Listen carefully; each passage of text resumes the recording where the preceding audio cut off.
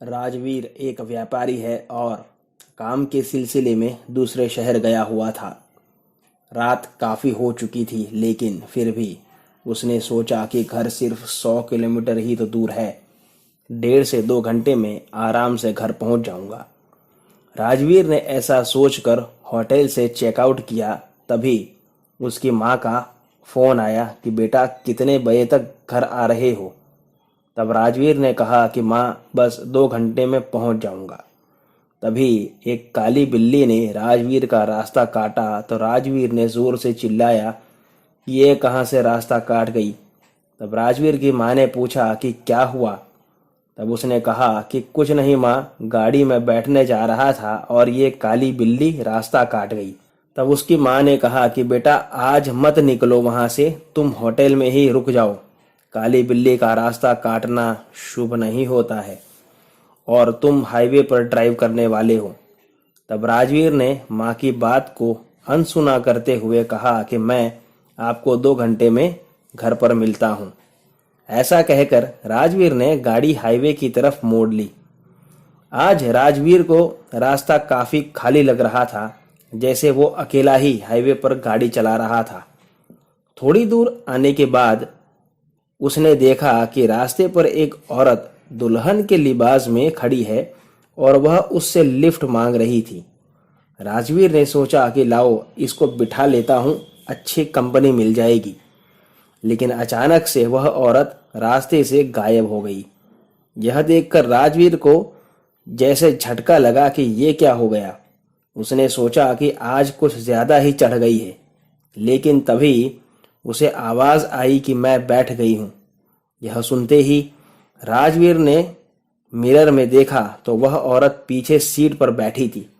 यह देखकर राजवीर एकदम चौंक गया कि यह औरत गाड़ी में कैसे बैठ गई। तभी उस औरत ने कहा कि गाड़ी चलाते रहो, रोकना मत।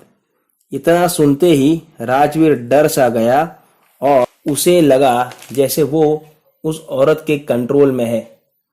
राजवीर गाड़ी चलाता रहा। तभी वह औरत उसकी पास वाली सीट में बैठ गई। यह देखकर उसके पसीने छूट गए और वह औरत फिर से बोली कि गाड़ी चलाते रहो, रोकना मत। डर के कारण राजवीर अब सुन्न सा पड़ गया था और जैसा वह कहती वैसा ही करता। थोड़ी देर बाद उस औरत ने राजवीर से कहा कि मेरी तरफ देखो। तब राजवीर एकदम डर गया और उसकी हिम्मत नहीं हुई कि उसके सामने देखे। तब उस औरत ने फिर से कहा कि राजवीर मेरी तरफ देखो। लेकिन राजवीर को डर लग रहा था कि उसके सामने देखते ही वह भयानक चेहरे वाली चुड़ैल का रूप ले लेगी और उसे मार देगी। औरत के 3 बार बोलने पर भी जब राजवीर ने उसके सामने नहीं देखा, तब अचानक से वह औरत सीट से गायब हो गई और राजवीर को लगा जैसे उसे नया जीवन मिल गया।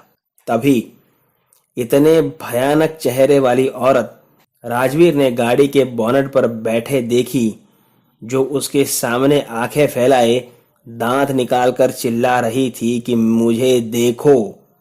और उसे देखते ही राजवीर की मौत की आखिरी चीख निकल गई और उसकी कार का भयानक एक्सीडेंट हो गया।